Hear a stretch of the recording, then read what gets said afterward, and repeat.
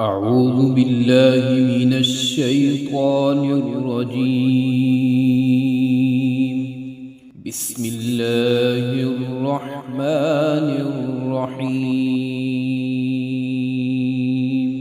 الحمد لله الذي أنزل على عبده الكتاب ولم يجعل له عوجا قيما لينذر بأسا شديدا من لدنه ويبشر المؤمنين الذين يعملون الصالحات أن لهم أجرا حسنا ماكثين فيه أبدا وينذر الذين قالوا اتخذ الله ولدا ما لهم به من علم ولا لآبائهم كبرت كلمة تخرج من أفواههم إن يقولون إلا كذبا فلعلك باخع نفسك على آثارهم إن لم يؤمنوا بهذا الحديث أسفا إنا جعلنا ما على الأرض زينة لها لنبلوهم أيهم أحسن عملا وإنا لجاعلون ما عليها صعيدا جرزا أم حسبت أن أصحاب الكهف والرقيم كانوا من آياتنا عجبا إذ أوى الفتية إلى الكهف فقالوا ربنا آتنا من لدنك رحمة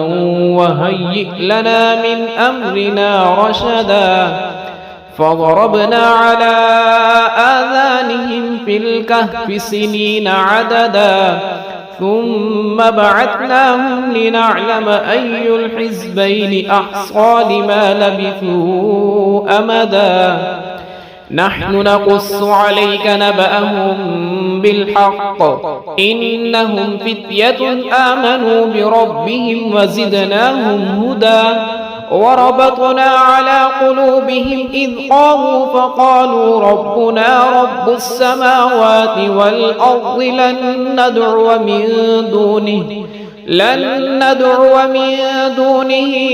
إلها لقد قلنا إذا شططا هؤلاء قوم اتخذوا من دونه آلهة لولا يأتون عليهم بسلطان بين فمن أظلم ممن افترى على الله كذبا وإذ اعتزلتموهم وما يعبدون إلا الله فأووا إلى الكهف ينشر لكم ربكم من رحمته ويهيئ لكم من أمركم مرفقا وترى الشمس إذا طلعت تزاور عن كهفهم ذات اليمين وإذا غربت تقرضهم ذات الشمال وهم في فجوة منه ذلك من آيات الله من يهد الله فهو المهتد ومن يضلل فلن تجد له وليا مرشدا وتحسبهم أيقاظا وهم رقود ونقلبهم ذات اليمين وذات الشمال وكلبهم باسط ذراعيه بالوصيد لو اطلعت عليهم لوليت منهم فرارا ولملئت منهم رعبا وكذلك بعثناهم ليتساءلوا بينهم قال قائل منهم كم لبثتم قالوا لبثنا يوما أو بعض يوم قالوا ربكم أعلم بما لبثتم فابعثوا أحدكم بورقكم هذه إلى المدينة فلينظر أيها أزكى طعاما فليأتكم برزق منه وليتلطف ولا يشعرن بكم أحدا إنهم إن يظهروا عليكم يرجموكم أو يعيدوكم في ملتهم ولن تفلحوا إذا أبدا. وكذلك أعثرنا عليهم ليعلموا أن وعد الله حق وأن الساعة لا ريب فيها إذ يتنازعون بينهم أمرهم فقالوا بنوا عليهم بنيانا ربهم أعلم بهم قال الذين غلبوا على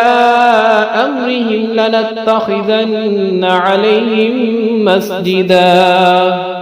سيقولون ثلاثة رابعهم كلبهم ويقولون خمسة سادسهم كلبهم رجما بالغيب ويقولون سبعة وثامنهم كلبهم قل ربي أعلم بعدتهم ما يعلمهم إلا قليل فلا تمار فيهم إلا مراء ظاهرا ولا تستفت فيهم منهم أحدا ولا تقولن لشيء إني فاعل ذلك غدا إلا أن يشاء الله واذكر ربك إذا نسيت وقل عسى أن يهديني ربي لأقرب من هذا رشدا ولبثوا في كهفهم 300 سنين وازدادوا 9 قل الله أعلم بما لبثوا له غيب السماوات والأرض أبصر به وأسمع ما لهم من دونه من ولي ولا يشرك في حكمه أحدا واتل ما أوحي إليك من كتاب ربك لا مبدل لكلماته ولن تجد من دونه ملتحدا واصبر نفسك مع الذين يدعون ربهم بالغداة والعشي يريدون وجهه ولا تعد عيناك عنهم تريد زينة الحياة الدنيا ولا تطع من أغفلنا قلبه عن ذكرنا واتبع هواه وكان أمره فرطا وقل الحق من ربكم فمن شاء فليؤمن ومن شاء فليكفر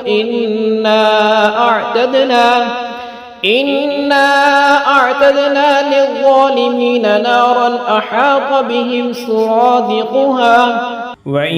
يستغيثوا يغاثوا بماء كالمهل يشوي الوجوه بئس الشراب وساءت مرتفقا إن الذين آمنوا وعملوا الصالحات إنا لا نضيع أجر من أحسن عملا أولئك لهم جنات عدن تجري من تحتهم الأنهار يحلون فيها من أساور من ذهب ويلبسون ثيابا خضرا من سندس واستبرق متكئين فيها على الأرائك نعم الثواب وحسنت مرتفقا واضرب لهم مثل الرجلين جعلنا لأحدهما جنتين من أعناب وحففناهما بنخل وجعلنا بينهما زرعا كلتا الجنتين آتت أكلها ولم تظلم منه شيئا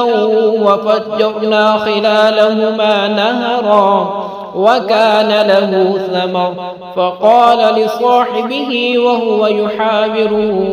أنا أكثر منك مالا وأعز نفرا ودخل جنته وهو ظالم لنفسه قال ما أظن أن تبيد هذه أبدا وما أظن الساعة قائمة ولئن رددت إلى ربي لأجدن خيرا منها منقلبا قال له صاحبه وهو يحاوره أكفرت بالذي خلقك من تراب ثم من نطفة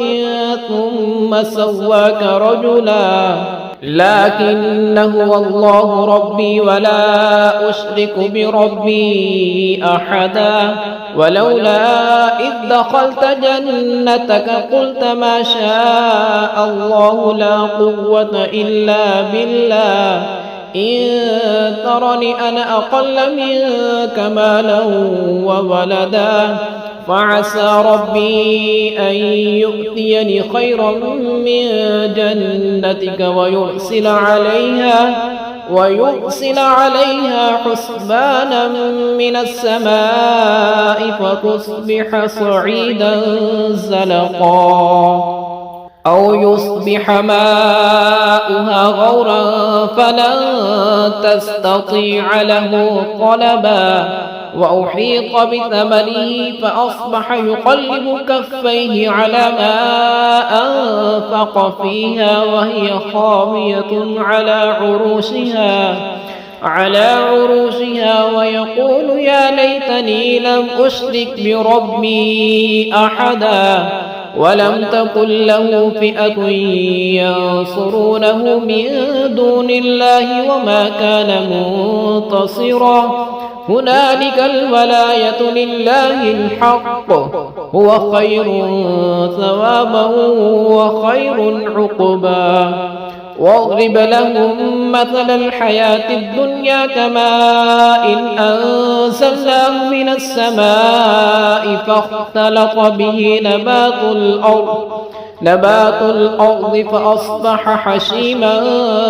تذروه الرياح وكان الله على كل شيء مقتدرا المال والبنون زينة الحياة الدنيا والباقيات الصالحات خير عند ربك ثوابا وخير أملا ويوم نسير الجبال وترى الأرض بارزة وحشرناهم فلم نغادر منهم أحدا وعرضوا على ربك صفا لقد جئتمونا كما خلقناكم أول مرة بل زعمتم أن لن نجعل لكم موعدا ووضع الكتاب فترى المجرمين مشفقين مما فيه ويقولون يا ويلتنا ما لهذا الكتاب لا يغادر صغيرة ولا كبيرة إلا أحصاها ووجدوا ما عملوا حاضرا ولا يظلم ربك أحدا وإذ قلنا للملائكة اسجدوا لآدم فسجدوا إلا إبليس كان من الجن ففسق عن أمر ربه أفتتخذونه وذريته أولياء من دوني وهم لكم عدو بئس للظالمين بدلا ما أشهدتهم خلق السماوات والأرض ولا خلق أنفسهم وما كنت متخذ المضلين عضدا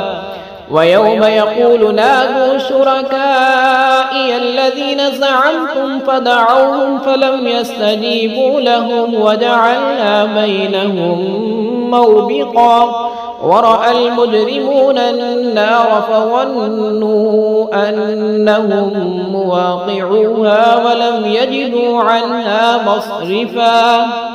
ولقد صرفنا في هذا القرآن للناس من كل مثل وكان الإنسان أكثر شيء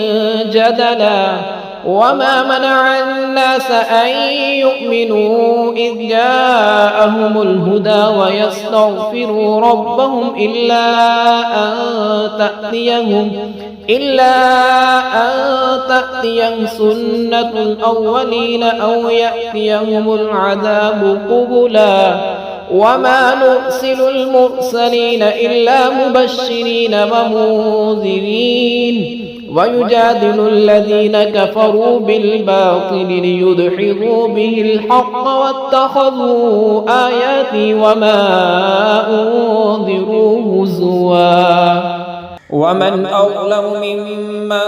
ذكر بآيات ربه فأعرض عنها ونسي ما قدمت يداه إنا جعلنا على قلوبهم أكنة أن يفقهوه وفي آذانهم وقرا وإن تدعوهم إلى الهدى فلن يهتدوا إذا أبدا وربك الغفور ذو الرحمة لو يؤاخذهم بما كسبوا لعجل لهم العذاب بل لهم موعد لن يجدوا من دونه موئلا وتلك القرى أهلكناهم لما ظلموا وجعلنا لمهلكهم موعدا وإذ قال موسى لفتاه لا أبرح حتى أبلغ مجمع البحرين أو أمضي حقبا فلما بلغا مجمع بينهما نسيا حوتهما فاتخذ سبيله في البحر سربا فلما جاوزا قال لفتاه آتنا غداءنا لقد لقينا من سفرنا هذا نصبا قال أرأيت إذ أوينا إلى الصخرة فإني نسيت الحوت وما أنسانيه إلا الشيطان أن أذكره واتخذ سبيله في البحر عجبا قال ذلك ما كنا نبغي فارتدا على آثارهما قصصا فوجدا عبدا من عبادنا آتيناه رحمة من عندنا وعلمناه من لدنا علما قال له موسى هل أتبعك على أن تعلمني مما علمت رشدا قال إنك لن تستطيع معي صبرا وكيف تصبر على ما لم تحط به خبرا قال ستجدني إن شاء الله صابرا ولا أعصي لك أمرا قال فإن اتبعتني فلا تسألني عن شيء حتى أحدث لك منه ذكرا فانطلقا حتى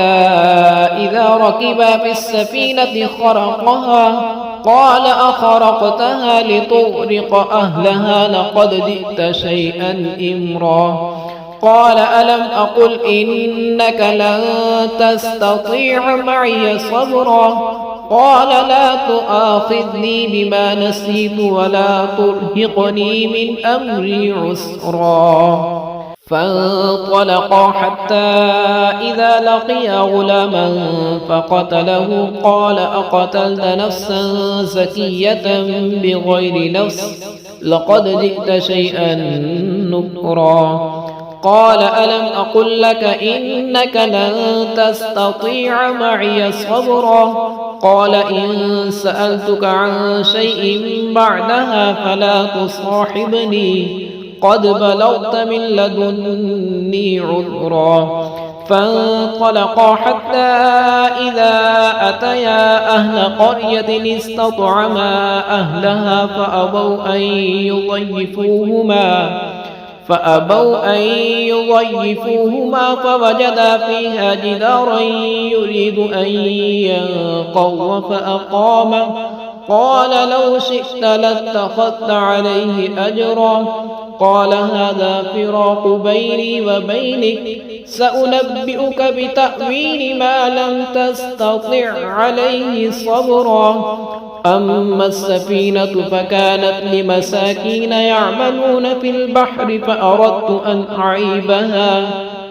فأردت أن أعيبها وكان وراءهم ملك يأخذ كل سفينة غصبا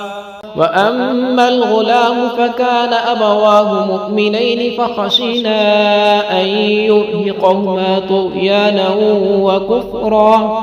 فأردنا أن يبدلهما ربهما خيرا منه زكاة وأقرب رحما وأما الجدار فكان لغلامين يتيمين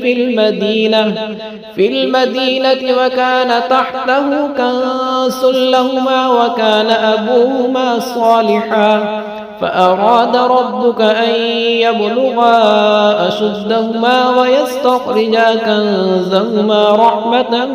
من ربك وما فعلته عن أمري ذلك تأويل ما لم تستطع عليه صبرا ويسألونك عن ذي القرنين قل سأتلو عليكم منه ذكرا إنا مكنا له في الأرض وآتيناه من كل شيء سببا فأتبع سببا حتى إذا بلغ مغرب الشمس وجدها تغرب في عين حمئة ووجد عندها قوما قلنا يا ذا القرنين إما أن تعذب وإما أن تتخذ فيهم حسنا قال أما من ظلم فسوف نعذبه ثم يرد إلى ربه فيعذبه عذابا نكرا وأما من آمن وعمل صالحا فله جزاء الحسنى وسنقول له من أمرنا يسرا ثم أتبع سببا حتى إذا بلغ مطلع الشمس وجدها تطلع على قوم لم نجعل لهم من دونها سترا كذلك وقد أحطنا بما لديه خبرا ثم أتبع سببا حتى إذا بلغ بين السدين وجد من دونهما قوما لا يكادون يفقهون قولا قالوا يا ذا القرنين إن يأجوج ومأجوج مفسدون في الأرض فهل نجعل لك خرجا على أن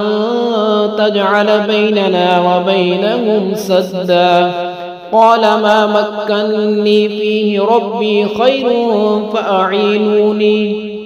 فأعينوني بقوة أجعل بينكم وبينهم ردما آتوني زبر الحديد حتى إذا ساوى بين الصدفين قال انفخوه حتى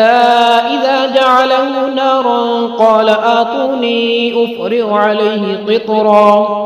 فما استطاعوا أن يظهروه وما استطاعوا له نقبا قال هذا رحمة من ربي فإذا جاء وعد ربي جعله دكا وكان وعد ربي حقا وتركنا بعضهم يومئذ يموج في بعض ونفخ في الصور فجمعناهم جمعا وعرضنا جهنم يومئذ للكافرين عرضا الذين كانت أعينهم في غطاء عن ذكري وكانوا لا يستطيعون سمعا أفحسب الذين كفروا أن يتخذوا عبادي من دوني أولياء إنا أعتدنا جهنم للكافرين نزلا قل هل ننبئكم بالأخسرين أعمالا الذين ضل سعيهم في الحياة الدنيا وهم يحسبون أنهم يحسنون صنعا أولئك الذين كفروا بآيات ربهم ولقائه فحبطت أعمالهم فلا نقيم لهم يوم القيامة وزنا ذلك جزاؤهم جهنم بما كفروا واتخذوا آياتي ورسلي هزوا إن الذين آمنوا وعملوا الصالحات كانت لهم جنات الفردوس نزلا خالدين فيها لا يبغون عنها حولا قل لو كان البحر مدادا لكلمات ربي لنفذ البحر قبل أن تنفذ كلمات ربي ولو جئنا بمثله مددا قل إنما أنا بشر مثلكم يوحى إلي أنما إلهكم إله واحد فمن كان يرجو لقاء ربه فليعمل عملا صالحا ولا يشرك بعبادة ربه أحدا.